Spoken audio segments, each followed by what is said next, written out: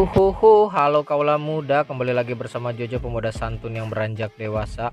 Seperti biasa kali ini Jojo bakal menggiring kalian untuk memanjakan waktu santai kalian ke sebuah alur cerita film yang menarik untuk disimak. Sebelum kita mulai, hendaknya dirimu klik tombol subscribe dan nyalakan lonceng notifikasinya agar tidak ketinggalan sajian video-video menarik lainnya. Kali ini Bang Jo akan membahas film World of Man, film keren yang hadir di tahun 2021, akan membawa Charles Gang semua ke dalam suasana film penuh dengan baku tembak. Abang kita yang keren ini, Jason Statham, terlibat sebagai pemeran utama dalam film ini. Kali ini ia menjadi seorang petugas keamanan yang baru saja melamar pekerjaan di perusahaan Fortico, sebuah depo keuangan antar perbankan dan lembaga keuangan swasta. Sikapnya yang sedikit bicara membuat semua rekannya bertanya-tanya siapa dia sebenarnya, mengapa keahlian bertarung dan ketepatan menembaknya seperti anggota militer terlatih, mengapa orang seperti dia tertarik bekerja sebagai petugas keamanan swasta, dan apa tujuannya. Maka dari itu, siapkan makaroni pedas, es teh manis, kipas angin Branwir, dan langsung saja kita mulai ke alur filmnya. Charles Gang, jangan skip iklan aku mohon. Cepat kaya, bahagia, dan sehat selalu buat yang gak skip iklan. Oke, lanjut.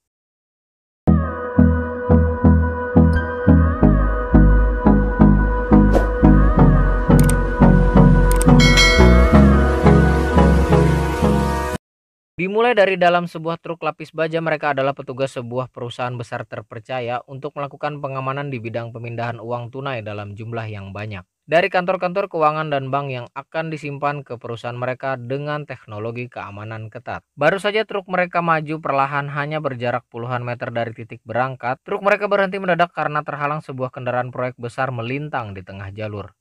Penjaga keamanan truk ini menjadi panik saat operator truk proyek itu keluar dengan senjata laras panjang.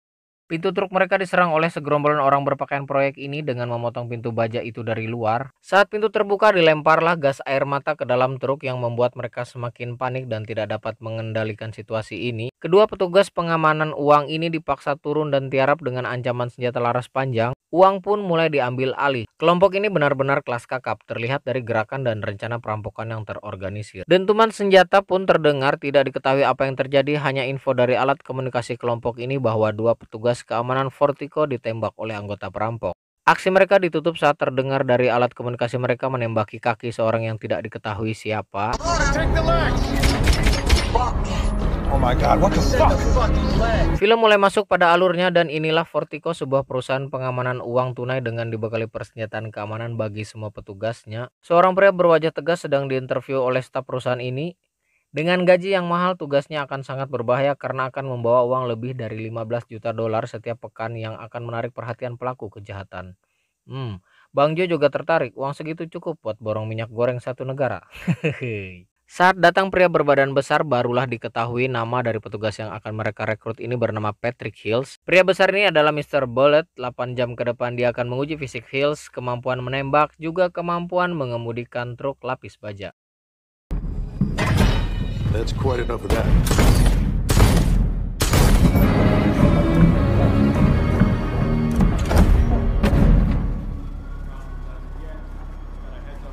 Look at that. Setelah semua selesai, nilai Hills hanya 70% yang membuatnya hampir tidak diterima. Hills mulai diperkenalkan oleh Bullet kepada rekan-rekannya di ruang ganti. Salah satu dari petugas di sana nampak menyebalkan, namun Hills yang tenang sangat amat tidak menanggapinya. Di hari pertama Hills bekerja bersama Dave si menyebalkan ini, Bullet pun ikut dalam satu truk yang sama. Sebuah tragedi yang masih baru terjadi, dua petugas Fortico dan satu warga sipil tewas dalam sebuah aksi perampokan. Hills mencoba menggali cerita pengalaman mereka dalam situasi itu. Dave menjawab bahwa harusnya dialah yang menjadi pengemudi di hari itu, namun karena sakit sehabis pesta miras, Dave tidak hadir di hari tragedi dan diganti rekan yang lain. Hingga membuat tim FBI mendatangi Dave untuk diinterogasi apakah terlibat atau tidak. Dalam tragedi itu Dave memang tidak terlibat. Sampai di tujuan, Bullet mengajak Hills sebagai pengalaman pertama menjadi petugas baru dalam menjemput uang. Selesai membawa jutaan dolar, uang itu sampai di markas pengamanan perusahaan milik Fortico. Segala tahapan dan proses mulai dipahami Hills sebagai petugas baru, dan tugas hari ini selesai dengan berkumpulnya mereka di depan mesin absen pulang. Sebagai tradisi petugas baru yang melewati tugas di hari pertama, Bullet mengajak Hills minum bir bersama rekan yang lain. Hills menerima ajakan dengan meminta waktu 2 menit. Saat Bullet pergi menjauh, Hills bergerak waspada memfoto semua kartu pengenal petugas. Entah apa rencana Hills, tapi film ini semakin menarik dengan karakter Hills yang dingin dan misterius. Siapa dia dan apa tujuannya? Hills tidak serta-merta diterima sebagai orang baru. Beberapa rekannya tampak mencari tahu asal dan pekerjaan lama Hills. Juga beberapa di antaranya meremehkan dia sebagai orang dengan minim pengalaman. Namun sikap dingin tanpa kompromi yang ditunjukkan malam itu membuat semua nampak segan kepada Hills. Sorry, you mind? Tugas hari ini tidak berjalan semestinya. Hills dan Dave menunggu Bullet cukup lama yang ternyata Bullet menjadi tawanan gerombolan perampok. Dave yang biasanya tengil berlagak jagoan saat mendapat perintah dari perampok pada alat komunikasi mereka mendadak panik seperti pengecut yang akan kencing di celana. Dave berencana membawa uang ke kantor dan berharap Bullet tidak akan mati di sana, namun Hills berencana menjemput Bullet walau uang itu harus dirampok. Jika Dave tidak bersedia membawa truk itu, Hills mempersilahkannya keluar. Truk yang dikemudikan Dave bergerak menuju tempat Bullet ditawan. Bullet pun tersungkur dan perampok memerintahkan melempar tas berisi uang ke mobil mereka yang sudah menunggu di belakang. Hills mengikuti perintah dan mulai melempar tas satu persatu dengan sedikit memancing agar jumlah perampok dapat diketahuinya. Hills melempar tas keluar dari truk. Tentu saja itu memancing amarah perampok agar Hills menjalankan perintah dengan benar. Saat satu perampok turun mengambil tas yang jatuh, disitulah Hills menunjukkan kemampuan menembak dengan tembakan tepat sasaran kepada 4 perampok dan tersisa 2. Hills kembali menghabisi satu perampok dan terdesak satu perampok lagi melarikan diri dari tembakan Hills. Hills melumpuhkan satu perampok yang tersisa dan menanyakan pada siapa mereka bekerja. Tidak menemukan jawaban, Hills menembaknya dan membuka semua penyamaran perampok. Hills seperti intel yang sedang mencari informasi.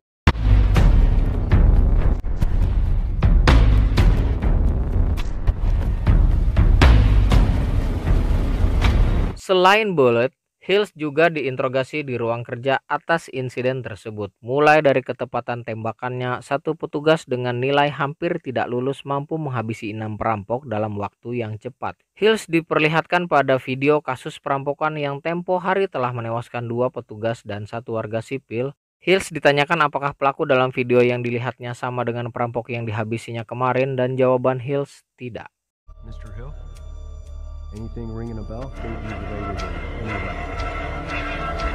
Setelah diinterogasi selesai, sebut saja Pak Murad bidang tata usaha ini ingin mengistirahatkan Hills agar tidak trauma. Hills merasa inilah tugasnya dan dia siap menjalankan. Namun Pak Murad bersikeras ingin mengistirahatkannya. Dan pemilik dari perusahaan Fortico, Mr. Blake Hills, justru bangga atas aksi heroiknya dan menginginkan Hills dipromosikan untuk naik posisi demi mempertahankan kepercayaan klien dan reputasi perusahaan. 2 petugas FBI yang menginterogasi Hills mengetahui identitas asli dan catatan kriminalnya. Mereka tidak ingin membiarkan Hills menjalankan rencananya sebab pihak mereka sudah 25 tahun mencari keberadaannya untuk ditangkap. Namun pimpinan mereka melarang dan membiarkan Hills bergerak dengan jelas terpantau. Wanita ini seperti informan bagi Hills. Sepertinya Hills mulai bergerak dengan semua data rekan-rekan petugas Fortico. Dengan keberaniannya, Hills mendapat respect dari semua rekannya. Film berlalu cepat 3 bulan kemudian dan Hills tetap bekerja sebagai petugas Fortico. Di hari ini Hills dan Bullet mendapat serangan dengan taktik berbeda. Mobil lapis baja mereka kembali diincar oleh kelompok tak dikenal. Mereka menutupi semua kaca dengan peluru paintball berwarna hitam. Kemudian menggunakan gas untuk melemahkan target. Bullet keluar dari pintu supir merunduk tak berdaya dengan ancaman senjata api. Sedang Hills dengan santainya turun melalui bagasi belakang sambil menutup jalur pernapasannya menggunakan kain. Namun sangat aneh Charles Gang, semua perampok kabur saat melihat wajah Hills dan nampak ketakutan dengan tatapan Hills. Siapakah sebenarnya Mr. Hills ini? Anjir, jago banget kayak abang-abangan STM.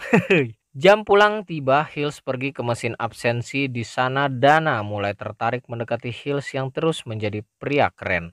Aku menyebutnya tampan dan berani. Cia. Dana, si wanita berambut pendek ini, mengajak Hills minum bersama. Sementara Bullet menceritakan kejadian di hari itu kepada Dave dan merasa ada yang tidak beres. Kepada Dave, Bullet menceritakan seolah-olah para perampok mengenali Hills sebagai roh jahat yang mengancam, dan kecurigaan mereka bahwa Hills adalah polisi yang menyamar sepertinya lenyap dan hanya berasumsi bahwa Hills orang yang terbiasa bersentuhan dengan kejahatan. Sebagai duda dingin dan misterius, Hills juga pria biasa yang harus rutin membahasai senjata kunonya. Iya. Dana dibangunkan Hills dengan menyuruhnya menggunakan piyama, memaksanya bicara berdua di sofa. Saat Dana menurutinya, Hills pun mulai menyalakan lampu meja dan mengajukan pertanyaan pertama dari mana sumber gepokan uang yang disimpan Dana ini. 10 detik waktu Dana menjawab dan dia menolak menjawab, Hills menembak tepat di sisi bahu Dana dan hanya mengenai sofa. Dana mulai ketakutan dan menjawab itu adalah tabungannya, tapi Hills kembali menembak kedua kalinya untuk mendesak Dana bicara dengan informasi valid. Dana mengaku bahwa uang 125.000 dolar adalah hasil manipulasi yang terlewat pantauan prosedur. Pertanyaan kedua Hills, apakah kau mencuri uang tersebut? Dan Dana mengakui uang yang akan direncanakan sebagai dana pensiun itu hasil curiannya dalam bertugas. Pertanyaan ketiga Hills, apakah Dana bekerja dengan orang dalam? Dengan mengangkat lengannya, Hills kembali menekan mental Dana agar berpikir sebelum menjawabnya. Hills menutup percakapan malam itu dengan melepas semua uang curian dari Dana tetap menjadi miliknya. Tapi jika Dana terbukti menyembunyikan informasi yang diinginkan Hills malam ini, maka Dana harus paham betapa seriusnya pergerakan Hills dalam menggali informasi yang ditargetkannya. Seperti di atas meja di sisi Dana terdapat foto kedua orang tuanya yang diketahui Hills baru diambil 2 minggu lalu. Begitu juga dengan kontak pribadi, bahkan orang yang dicintai Dana semua diketahuinya. Hills menginginkan Dana untuk paham bahwa Hills sedang tidak berada dalam situasi drama penuh asmara atau FWB-an. Hills sedang fokus pada rencana pribadinya. Anjay, sucat, pelat. Tapi kok masuk bang, janji palanya doang. Dan sutradara membawa film mundur ke 5 bulan sebelumnya, di mana itu adalah rumah tinggal keluarga Hills. Layaknya seorang ayah, Hills berbincang singkat tentang apa yang telah diserap sang anak selama belajar di sekolah. Dia bernama Dougie, anak satu-satunya Hills. Di waktu yang senggang ini, Hills mengajak Dougie keluar bersama karena Dougie ingin makan keong tutut setan. Belum sempat membuka mobil, rekan kerja Hills menelponnya. Untuk menerima telepon itu, Hills menyuruh anaknya kembali masuk ke rumah mengambil mantel. Padahal Dougie yakin hari itu tidak akan hujan. Yah, memang alibi bapak lu tong. Rekannya meminta bantuan Hills mengintai sebuah area. Hanya mengintai tanpa ada ancaman. Hills sempat menyuruh rekannya memerintahkan orang lain karena ia sedang ingin pergi bersama Dougie. Sebab Dougie sedang liburan dan hanya ini kesempatannya bertemu. Mike berkata jika menunda maka mereka akan memulai lagi selama 3 bulan ke depan dan pasti membuang waktu. Rekannya hanya ingin Hills melihat dari kejauhan setiap truk yang keluar memilih jalur ke kiri atau ke kanan. Dan itu tidak sulit, semua aman walau Dougie harus ikut. Saat berada di titik pengintaian, Hills mencari alasan kepada Dougie untuk membeli burrito, makanan khas Meksiko yang dia tahu sang ayah sebenarnya tidak menyukai makanan itu. Sebelum Hills turun, ia menyuruh anaknya agar tetap di dalam. Berjalan perlahan menuju truk penjual burrito, Hills terhubung dengan rekannya dalam alat komunikasi. Hills menjawab semua pertanyaan rekannya tentang rute dan arah tujuan truk. Anehnya truk berhenti karena telah dihadang kendaraan proyek. Di sana Dougie menyaksikan gerombolan berpakaian proyek sedang menyerang truk yang berada di hadapannya. Nasib Dougie pun terancam, ia ditodongi senjata dan menjadi tawanan dengan tiarap ke aspal. Yang sebelumnya sempat menghubungi sang ayah melalui ponsel namun panggilannya tidak terhubung. Dougie menyaksikan 2 petugas Vertigo dihabisi yang membuatnya terdiam kaku dalam ketakutan. Melihat dan mendengar dentuman senjata, Hills membuang burrito dan berlari kencang mendekati Dougie. Namun terlambat, beberapa peluru sudah bersarang di tubuh Dougie. Tetap berlari menghampiri para pelaku, Hills tersungkur saat mendapat tembakan brutal jarak dekat dari para pelaku. Dougie dan Hills tumbang terbujur kaku di aspal. Ternyata ini adalah kejadian dari sisi luar saat awal film dimulai. Hills dan Dougie adalah warga sipil yang menjadi korban dari aksi perampokan mereka. Mulai terkuak si abang Hills ini ya. Hills berada dalam perawatan medis dengan luka tembak 6 peluru yang tidak seharusnya dia bisa hidup kembali. Alur berganti pada kondisi Hills yang telah kembali pulang, namun tangisan wanita di hadapannya adalah jawaban dari kesedihan telah kehilangan putranya Dougie.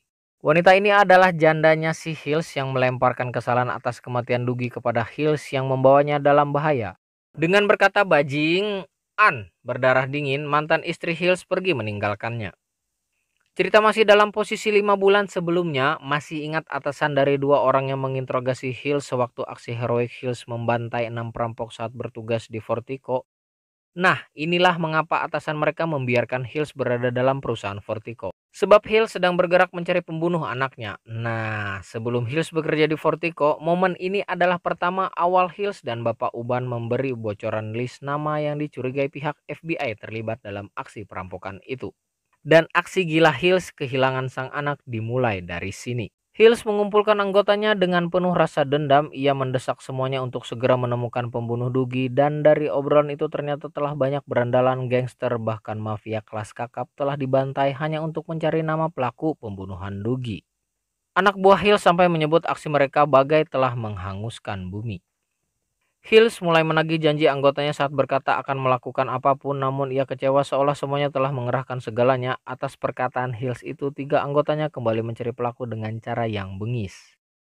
Dimulai dari kriminal kulit hitam yang dipaksa menyebutkan kemungkinan kelompok yang dicari, dan tersebutlah sebuah nama Gacy bersaudara. Atas perintah Hills, pria kulit hitam ini diberikan kunci mobil dan $200 karena telah menyebutkan nama perampok baru dengan spesialis sebagai perdagangan manusia dan perampokan.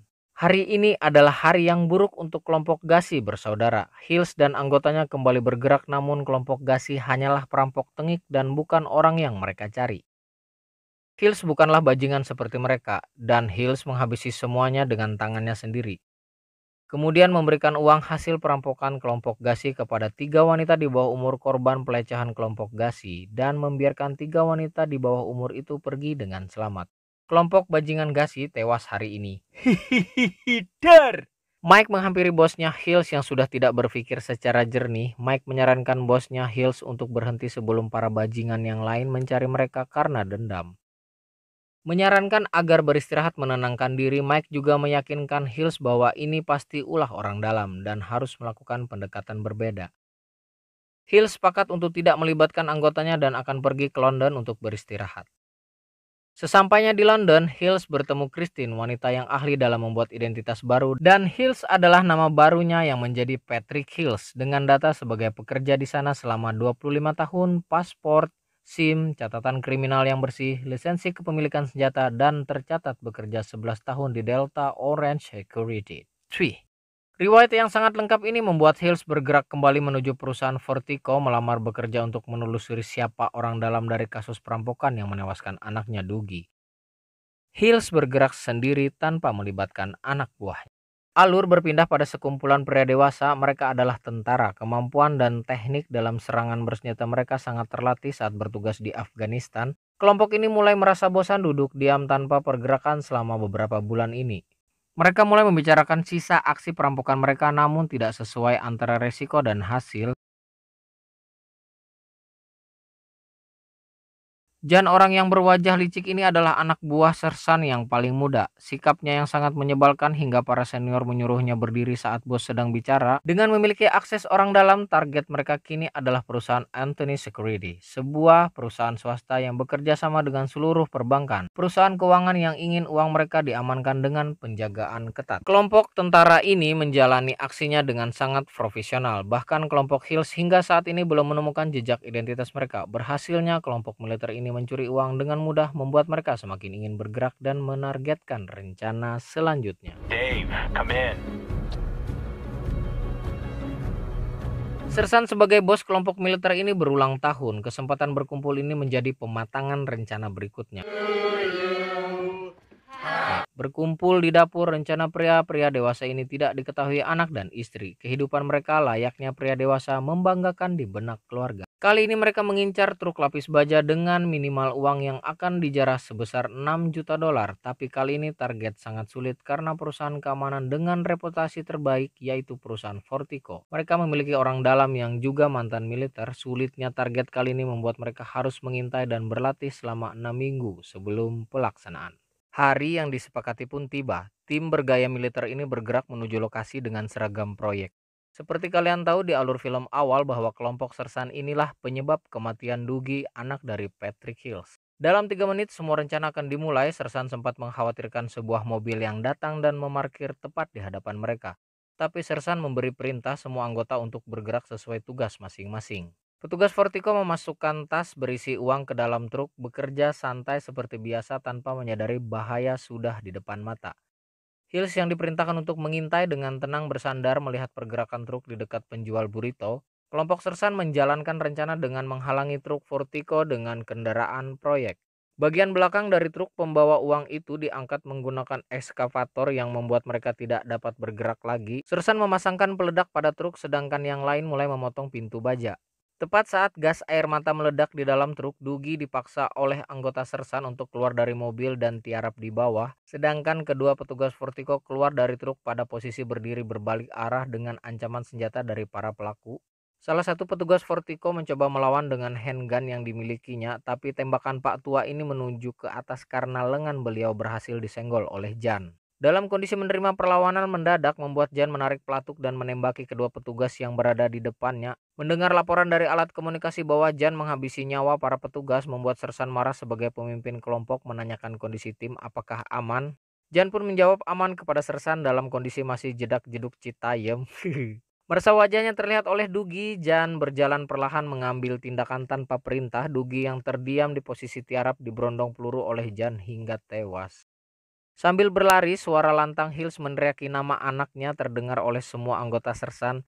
Hills yang hampir sampai di TKP juga langsung dihujani peluru di bagian badan seperti Dugi. Padahal Sersan memberi perintah untuk menembaki kaki. Jan ini emang iblis tidak belajar budi pekerti dan belas kasih. Kelompok Sersan pun pergi meninggalkan semua korban. Let's go! Let's go!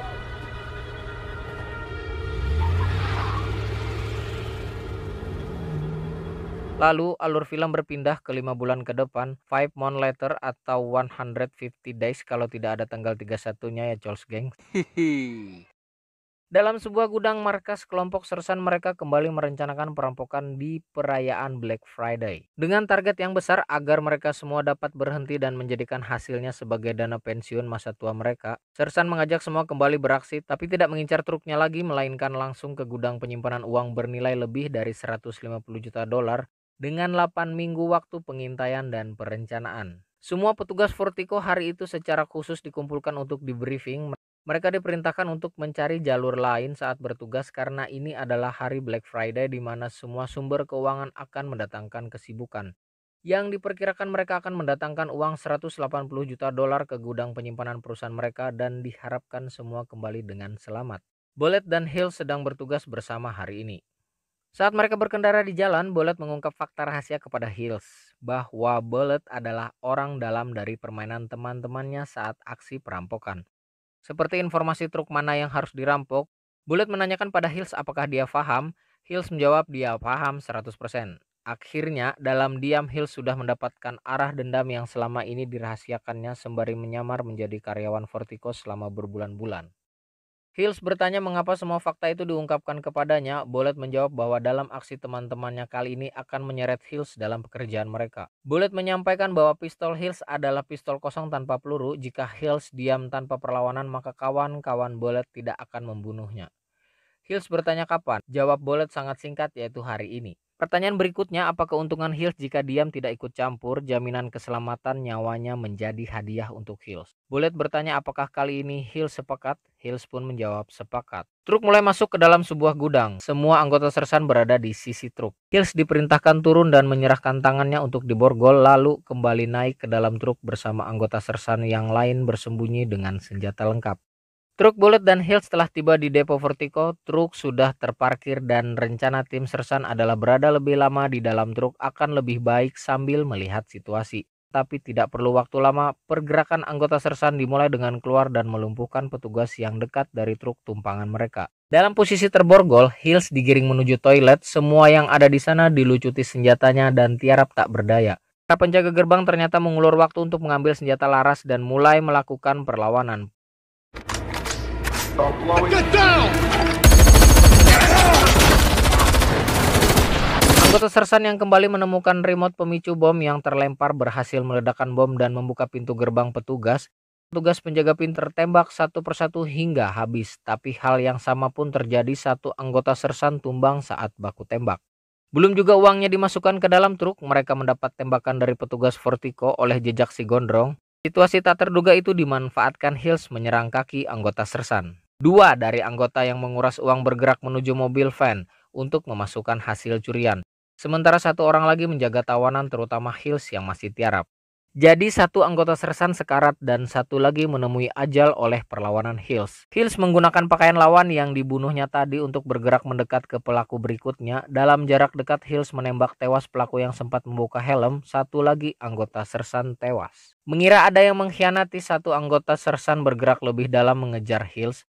Saat memasuki ruangan, Dave yang melakukan perlawanan juga tertembak, beruntung hanya mengenai rompi peluru. Hills yang menggunakan seragam yang sama saling menembak dengan anggota sersan dalam jarak dekat, dan Hills menikam sangkur ke leher lawannya. Total anggota sersan yang tewas di tangan Hills berjumlah 3 orang. Dana yang sedang melakukan perlawanan bersama Stuart dari belakang truk dihampiri oleh Bullet yang meminta senjata, dan senjata di tangan Bullet digunakan untuk menghabisi kedua rekannya juga. Si cantik Dana tewas. Anjir, si Dana tewas, Hills jadi nggak ada bahan kikuk-kikuk. Sersan memutuskan bergerak pergi bersama Jan sembari menuntun Elvis yang sekarat juga hasil rampokan mereka. 3 pelaku yang hampir masuk truk ini diberondong tembakan oleh Hills dengan sisa tenaga yang ada, yang membuat Sersan terkena tembakan di bagian leher. Dave si penakut kembali tersadar melakukan aksi heroik dengan menembaki Elvis yang sekarat menjadi tewas oleh tembakannya. Bagus, Dave, lumayan daripada lumanyun.